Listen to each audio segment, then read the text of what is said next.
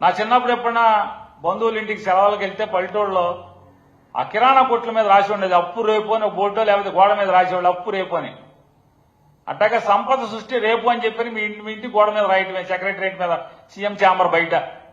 ఎందుకంటే ఎప్పటికప్పుడు ఎవడికాడు వచ్చి చూసుకుంటే సంపద రేపు సృష్టిస్తాడనమాట అని చూసుకెళ్ళిపోతా ఉంటామే. ఇప్పటికీ 1,50,000 కోట్ల పైచిలకు అప్పు సృష్టించి ఏమైందో తెలియదు. ఆ డబ్బు ఎలా ఖర్చు పెట్టాయో తెలియదు. అది కాకుండా రాష్ట్ర ఆదాయంలోనేమో కోత, ఆదాయం తగ్గుతూ ఉంటుంది. సరాసరి ప్రత్యక్ష పన్నుల వసూళ్లేమో తగ్గిపోతున్నాయి. జగన్మోహన్ రెడ్డి గారి ప్రభుత్వంతో పోల్చుకుంటే మీ పన్నుల రాబడి తగ్గిపోతుంది. రాష్ట్రంలో వ్యాపారాలు లేవని అల్లాడిపోతున్నారు. మీకు ఓటేసిన వాళ్లే, మీకోసం పేక్కోసుకున్న వాళ్లే ఇవాళ ఎందుకు తెచ్చారా బాబు ఈ దిక్కుమాలిన ప్రభుత్వాన్ని అని చెప్పని ఏడుస్తున్నారు వ్యాపారాలు చేసేవాళ్ళు.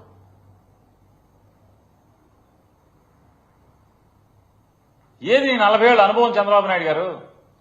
పవన్ కళ్యాణ్ గారు చెప్తున్నారు కదా, నేను ఇంత బానిసలాగా బతుకుతున్నానంటే ఈ బండ్రోతు జీవితం చంద్రబాబు నాయుడు గారి యొక్క అనుభవానికి అని చెప్తున్నారు. ఏంటి మీ అనుభవం? దేనికి? మీరు బాగుపడతాకి తప్పితే, మీరు విమానాల్లో తిరగటానికి తప్పితే, మీరు మీ అబ్బాయి పవన్ కళ్యాణ్ గారు ఆయన అయితే వారానికి 2-3 రోజులు, మీ అబ్బాయి మీరు అయితే వారం వారం ప్రజల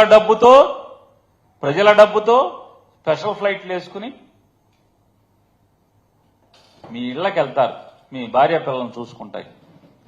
వ్యాపారస్తులను హైదరాబాద్ రమ్మంటారు, బేరం మాట్లాడుకుంటారు. ఇక్కడైతే రాధాకృష్ణ కూడా అప్పుడప్పుడు తెక్కరేగినప్పుడు మన బెదిరిస్తాకో రాసేస్తున్నాడు మొత్తం, కాబట్టి ఇక్కడ మనం పట్టుపడకూడదు అని చెప్పిన హైదరాబాదు. శుక్రవారం కొడుకు హైదరాబాదు, తండ్రి శనివారం హైదరాబాదు, సోమ్యము జనాంది. ఇంకా చూడండి, హెలికాప్టర్లో సెక్రటరియట్ నుంచి ఇంటికి, ఇంటికి నుంచి సెక్రటరియట్కి హెలికాప్టర్, ఇక్కడి నుంచి ఇంటికాడి నుంచి హెలికాప్టర్, సెక్రటరియట్ నుంచి గన్నవరం ఎయిర్పోర్ట్కి హెలికాప్టర్, అక్కడి నుంచి ప్రత్యేక విమానం హైదరాబాద్కి. మళ్ళీ ఇప్పుడు చాలదని చెప్పని 3కి 3 హెలికాప్టర్లు కొంటారంట. పవన్ కళ్యాణ్కు హెలికాప్టర్, లోకేష్ బాబుకు హెలికాప్టర్, ఈయనకు హెలికాప్టర్. డబ్బులు లేవు, ఖజానా ఖాళీ అంటాడు, హెలికాప్టర్లు కొంటారంట.